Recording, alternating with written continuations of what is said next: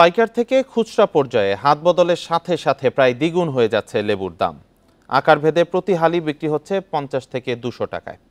লেবু উৎপাদনে বিখ্যাত মৌলভীবাজারেও পাইকারিতে দাম বাড়ায় বিপাকে ব্যবসায়ীরা। পাশাপাশি শুষ্ক মৌসুমের কারণে ফলন কম হওয়ার সংকট দাবি তাদের।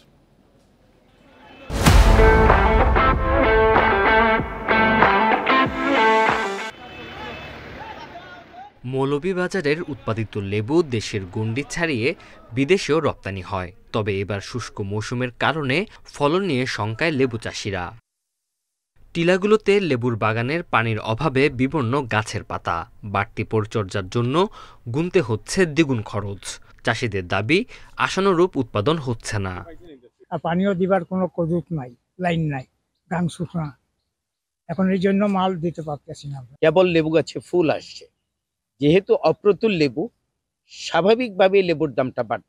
এর প্রভাব পড়েছে শ্রীমঙ্গলের পাইকারি বাজারেও।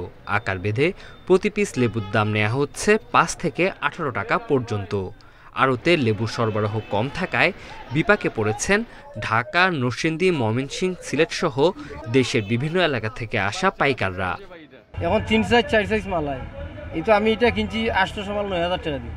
এখন বর্তমানে মানে পিস একবারে বড়টা যেটা এটা 20-22 টাকা পড়ে, আর একবারে ছোট মিডিয়াম যেটা এটা 8 টাকা 10 টাকা 9 টাকা এরকম।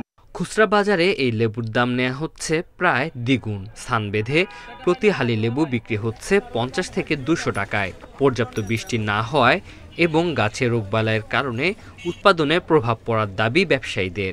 লেবুর দামটা অতিরিক্ত অনেক। আগে যে লেবু 30 টাকা আলি কিংবা 20 টাকা আলি কিনা যেত, এটা এখন বর্তমানে 70 টাকা 80 টাকা আলি হয়ে গেছে লেবু। উৎপাদন আমরা এখানে যে দাম, আমি মনে করি বাংলাদেশ অন্যখানে মনে হয় আরো বড় বেশি। বাগান মালিক যারা বড় আছে কিন্তু শেষ দিতে পারছে, হারের ও হেরা আর সার দিতে পারছে, হেরা এখন বর্তমানে লেবু আছে। তাই সিজন এখন তো মনে মনে সব ফেরা 80টা 85টা বাগানি মাল নাই। বর্তমানে বাজারে 12-13-14 টাকা পিস প্যাকেট এভারেজ। এবছর মৌলভীবাজারে 1724 হেক্টর জমিতে লেবুর চাষাবাদ হয়েছে। এর মধ্যে শ্রীমঙ্গলে রয়েছে 1300 হেক্টরের উপরে। Independent news.